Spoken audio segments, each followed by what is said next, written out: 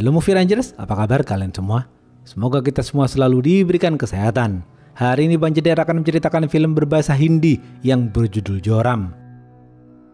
Film ini dibintangi aktor Bollywood Manoj Bajpayee dan Mohamed Zeshan Ayub. Oke, langsung aja, put your headset on and listen to me.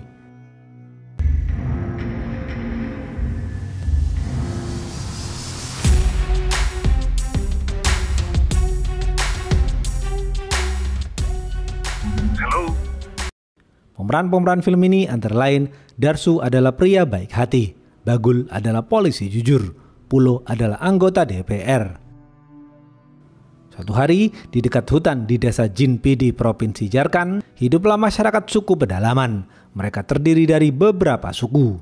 Selama bertahun-tahun, mereka semua hidup damai di sana. Mereka menggunakan perhiasan khusus di wajah mereka. Pria lugu dan baik hati bernama Darsu mencintai seorang wanita baik hati bernama Vanu. Mereka berdua tinggal bersama. Mereka berdua selalu quality time dengan bermain ayunan di pohon. Suatu hari, putra dari salah satu kepala suku bernama Matvi merayu warga desa Darsu untuk menjual rumah mereka kepada pemerintah karena pemerintah ingin membangun infrastruktur. Abhi ke nahi bechba to baad mein daam na mili. Namun, Darsu dan warga desanya menolak. Mereka ingin tetap berada di desa itu.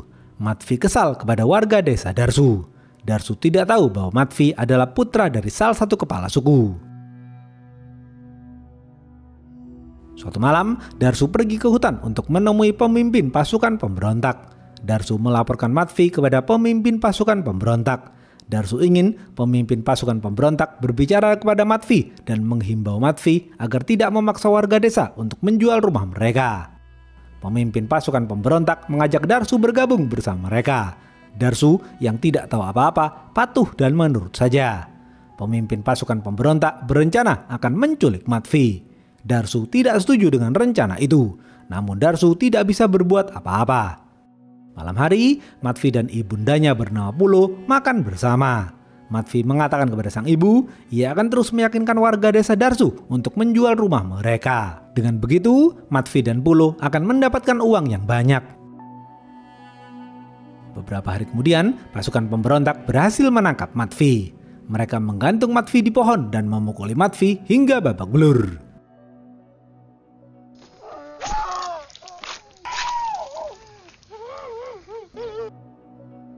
Darsu tidak tega melihat hal itu. Darsu kasihan kepada Matvi. Pemimpin pasukan pemberontak menghimbau warga desa agar tidak menjual rumah mereka. Mereka harus mempertahankan rumah mereka. Malam hari, Darsu secara sembunyi-sembunyi menurunkan Matvi. Darsu memberi air minum kepada Matvi. Darsu tidak tega melihat Matvi. Darsu menyesal telah melaporkan Matvi kepada pemimpin pasukan pemberontak. Darsu tidak suka dengan pasukan pemberontak. Darsu lalu mengajak Vanu kabur dari desa. Mereka berdua kabur melarikan diri ke kota Mumbai, Provinsi Maharashtra.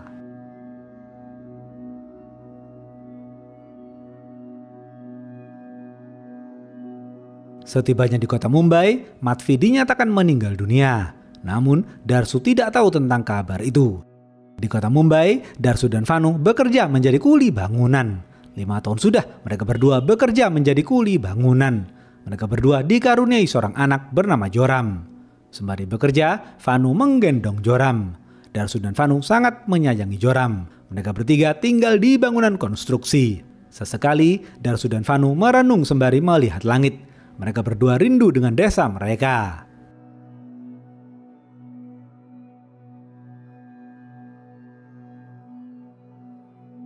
Suatu pagi, Darsu dan Vanu bekerja seperti biasa. Pulo dan asistennya bernama Bidesi melakukan perjalanan dinas ke kota Mumbai. Sekarang, Pulo sudah menjadi anggota DPR dan mempunyai partai sendiri. Pulo sedang sibuk membesarkan partainya di kota Mumbai. Pulo memberikan paket bantuan kepada para kuli bangunan di sana. Secara tidak sengaja, Pulo melihat Darsu. Pulo menghampiri Darsu dan bertanya dari mana Darsu berasal. Darsu menjawab, ia berasal dari jauh. Darsu tidak tahu bahwa Pulo adalah ibunda Matvi. Pulo juga tidak tahu dan tidak mengenal Darsu. Namun, Pulo menduga Darsu berasal dari desa Jinpidi. Pulo mencari tahu lebih dalam mengenai Darsu dan Vanu. Pulo makan malam bersama Darsu dan Vanu. Sembari makan, mereka bertiga mengobrol basa-basi. Melihat cara bicara Darsu dan Vanu, Pulo yakin Darsu dan Vanu berasal dari desa Jinpidi. Pulo juga yakin Darsu adalah pria yang pernah bergabung dengan pasukan pemberontak dan membunuh Matvi. Setelah makan, Pulo dan Bidesi kembali pulang. Darsu dan Vanu heran mengapa Pulo mau makan bersama mereka. Darsu dan Vanu merasa ada yang tidak beres. Darsu dan Vanu lalu beristirahat tidur.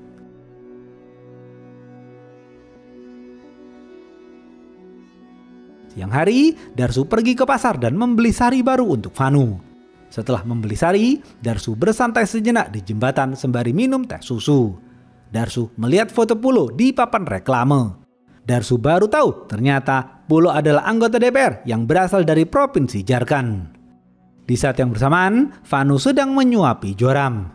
Malam hari, Darsu kembali pulang. Ketika Darsu masuk ke bilik tempat tinggalnya, Darsu kaget melihat Vanu tewas digantung. Dari belakang, seorang pria memukul Darsu. Darsu membalas pukulan itu. Mereka berdua terlibat baku hantam di tengah mayat Vanu. Satu pria lain merekam Darsu baku hantam. Setelah mendapatkan rekaman Darsu dan mayat Vanu, kedua pria itu kabur melarikan diri. Kedua pria itu adalah anak buah Pulo. Namun, Darsu tidak tahu siapa mereka dan mengapa mereka membunuh Vanu. Darsu menangis melihat mayat Vanu. Darsu lalu membawa Joram kabur melarikan diri. Tak lama kemudian, Kapolsek Mumbai memerintahkan polisi jujur bernama Bagul untuk menangkap Darsu. Bagul dan para anak buahnya langsung mengejar Darsu di bangunan konstruksi.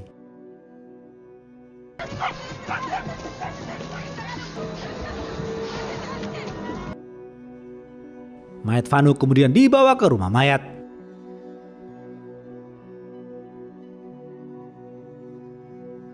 Terlihat Pulo dan Bidesi berhenti di depan salah satu kantor media televisi.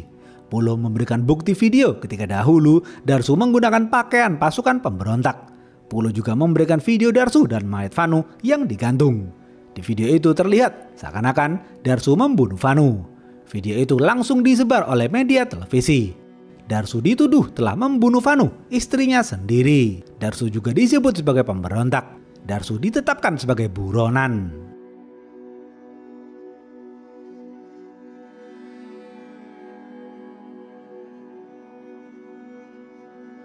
Terlihat Darsu bersembunyi sejenak di gubuk salah satu temannya. Teman Darsu tahu Darsu tidak bersalah. Teman Darsu memberikan air putih kepada Darsu dan juga botol susu untuk Joram. Teman Darsu juga memberikan pakaian dan selendang baru untuk Darsu dan Joram. Darsu berganti pakaian dan menggendong Joram. Darsu lalu melanjutkan pelariannya.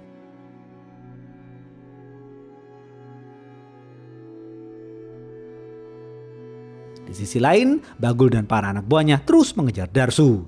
Wajah Darsu terekam kamera CCTV di stasiun. Bagul dan para anak buahnya mencari Darsu di stasiun. Terlihat Darsu naik ke kereta api dan masuk ke dalam kamar mandi. Darsu memberikan tubuh Joram karena Joram buang air kecil. Darsu kemudian bercanda sejenak dengan Joram.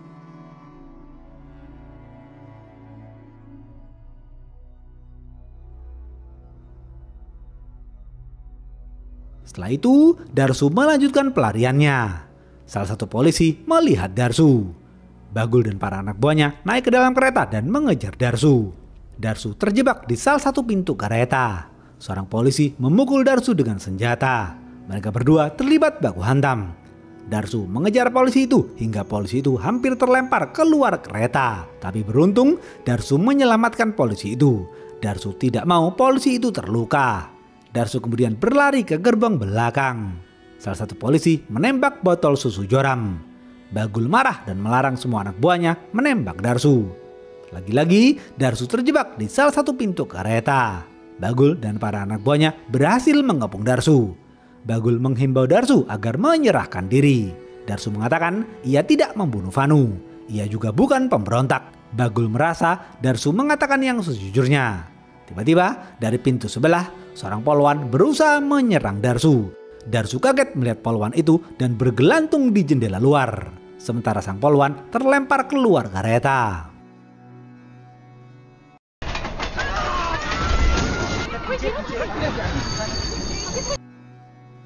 Sang polwan tewas di tempat.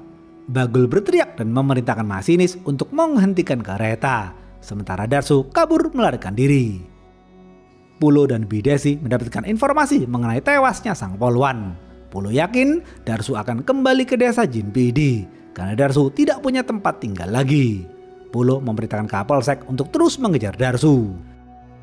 Terlihat Darsu menyelinap masuk ke dalam truk yang pergi ke arah Provinsi Jharkhand. Bagul dan para anak buahnya membawa mayat sang polwan ke rumah sakit. Kapolsek memerintahkan Bagul untuk pergi ke Provinsi Jharkhand dan mengejar Darsu. Bagul bingung mengapa Kapolsek bisa tahu Darsu pergi ke Provinsi Jharkhand.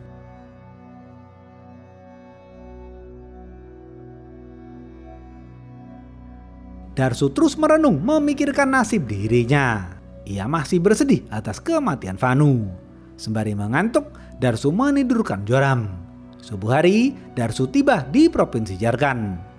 Darsu turun di tengah jalan dan berjalan ke desa Jinpidi. Di saat yang bersamaan, Bagul tiba di desa Jinpidi, Provinsi Jharkhand. Bagul dijemput oleh polisi setempat yang jujur bernama Muchaki. Mereka berdua pergi ke kantor polisi setempat. Pulo menelpon Kapolsek setempat dan membicarakan Darsu. Pulo sudah memberikan uang yang banyak kepada Kapolsek setempat. Pulo memerintahkan Kapolsek setempat agar segera membunuh Darsu. Kapolsek setempat patuh dan menurut saja. Terlihat Darsu tiba di desa Jinpidi. Darsu kaget dan sedih melihat desanya yang sudah berubah total. Desanya yang dahulu rindang akan pepohonan sekarang menjadi gersang dan sepi. Yang ada hanyalah tiang-tiang listrik bertegangan tinggi. Darsu lalu naik kendaraan lokal dan mencari rumah Pulo. Darsu berniat meminta perlindungan kepada Pulo. Darsu berharap bisa mendapatkan perlindungan dari Pulo. Dari belakang, Bagul dan Muchaki melewati kendaraan Darsu. Namun, Bagul dan Muchaki tidak melihat Darsu.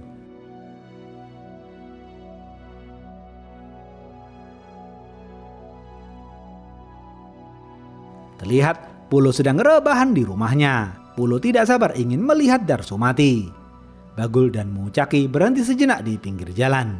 Bagul mengambil air minum dari sumur di pinggir jalan. Bagul miris melihat desa Jinpidi yang kekurangan air bersih. Bagul sadar semua itu disebabkan karena pembangunan infrastruktur yang dilakukan pemerintah. Setelah itu, Bagul dan Muchaki melanjutkan perjalanan. Bagul dan Muchaki melihat beberapa warga desa berdemo menuntut pemerintah. Sementara Darsu dan Joram terus berjalan menyusuri desa.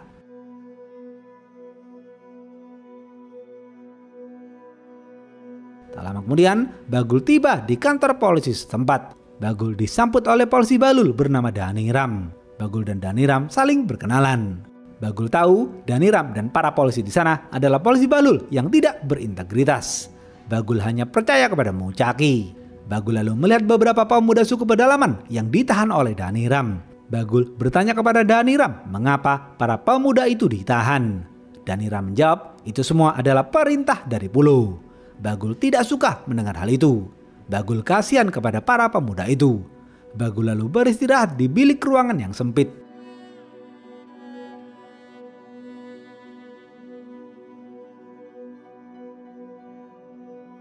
Malam hari, Darsu berburu binatang dan memasak. Darsu menyuapin Joram sembari bercanda.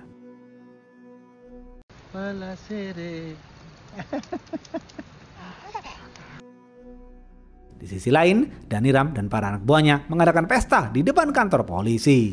Mereka semua berjoget dan mabuk bersama. Bagul tidak suka dengan pesta itu. Bagul menjauh dan menyendiri sejenak.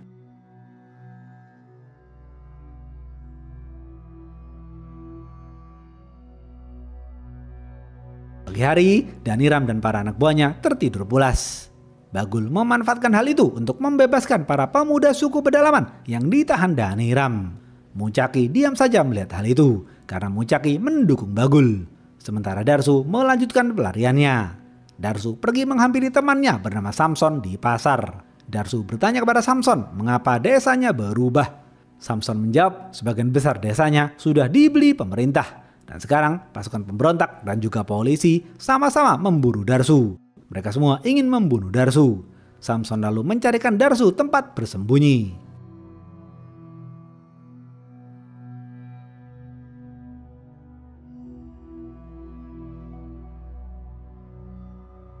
Pulo mendapatkan informasi Darsu sedang berada di pasar.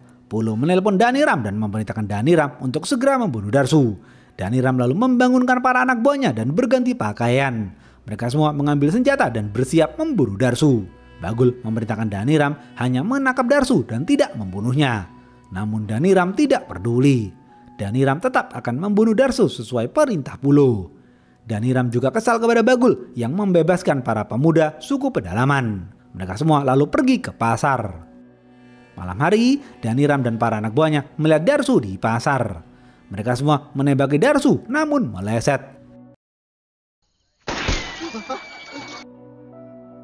Darsu berhasil kabur melarikan diri ke hutan. Bagul berlari mengejar Darsu namun gagal.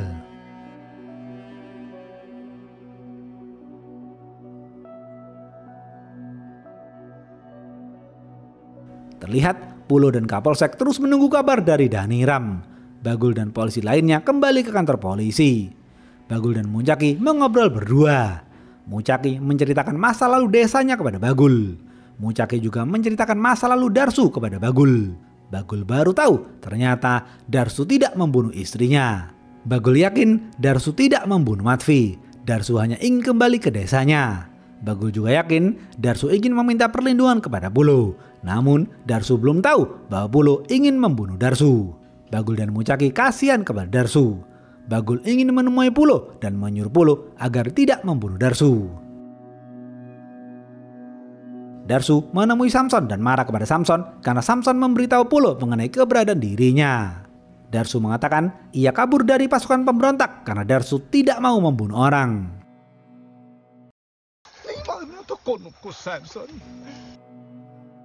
Darsu meminta alamat rumah Pulo kepada Samson. Darsu lalu melanjutkan pelariannya. Pagi hari, Darsu melihat wawancara Pulo di televisi di salah satu warung. Pulo mengatakan ia akan terus mengembangkan desa Jinpidi menjadi kota yang modern. Darsu tidak suka dengan rencana itu, tetapi Darsu tetap akan meminta perlindungan kepada Pulo. Darsu kemudian berjalan ke rumah dinas Pulo. Darsu melihat Pulo dijaga ketat oleh pasukan keamanan. Pulo dan rombongan mobilnya pergi ke kawasan pertambangan. Secara diam-diam, Darsu naik dan bergelantung di mobil rombongan Pulo. Karena Bagul tidak mau membunuh Darsu, Pulo memerintahkan Kapolsek untuk memulangkan Bagul. Bagul ditelepon Kapolsek setempat, namun Bagul tidak mengangkat. Dhaniram memerintahkan Bagul untuk kembali ke Mumbai, namun Bagul menolak. Bagul tetap akan menemui Pulo. Bagul diantar Muncaki pergi ke kawasan pertambangan. Di tengah perjalanan, Pulo dan Bidesi baru sadar Darsu bergelantung di mobil rombongannya. Pulo membiarkan hal itu. Pulo akan membunuh Darsu di kawasan pertambangan. Pulo akan membunuh Darsu dengan tangannya sendiri. Bidesi memerintahkan penjaga portal di pertambangan untuk membiarkan Darsu bergelantung di mobil rombongan. Bagul dan Muncaki terus berjalan menuju kawasan pertambangan.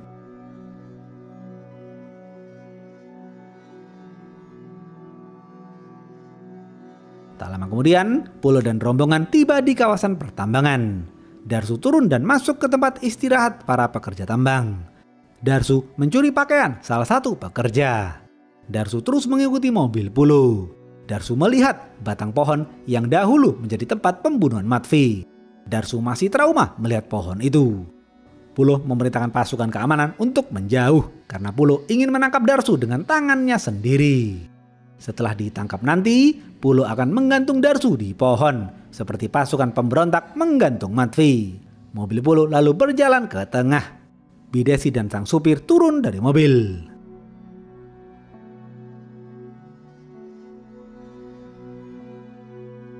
Dari kejauhan, Darsu melihat Pulo sendirian di dalam mobil. Darsu lalu berjalan menghampiri mobil Pulo. Tak lama kemudian, Bagul dan Muncaki nyelonong masuk ke kawasan pertambangan. Bagul dan Muncaki lalu menghampiri mobil Pulo. Bagul turun dari motor dan menghampiri Pulo. Bagul mengatakan kepada Pulo agar tidak membunuh Darsu karena Darsu hanya ingin kembali ke desanya. Pulo hanya terdiam.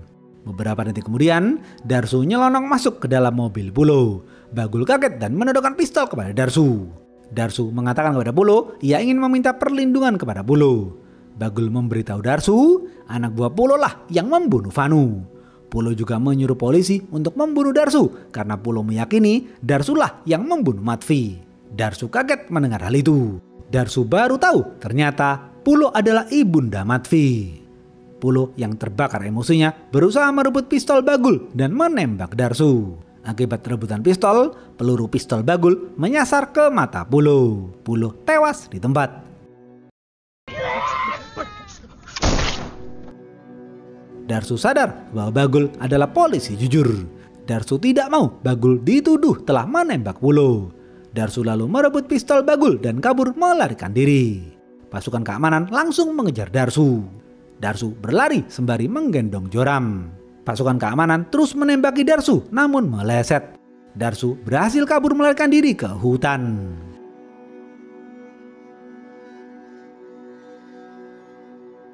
Habis. Apa pesan dari film ini? Di zaman seperti ini, kita harus tahu siapa teman kita dan siapa musuh kita. Jangan sampai kita lugu dan tidak tahu apa-apa seperti Darsu. Jangan sampai kita seperti Darsu yang justru berjalan mendekati musuh. Jika ada masalah, jangan pernah meminta bantuan kepada musuh. Oke, segitu aja video kali ini. Stay watching and see you.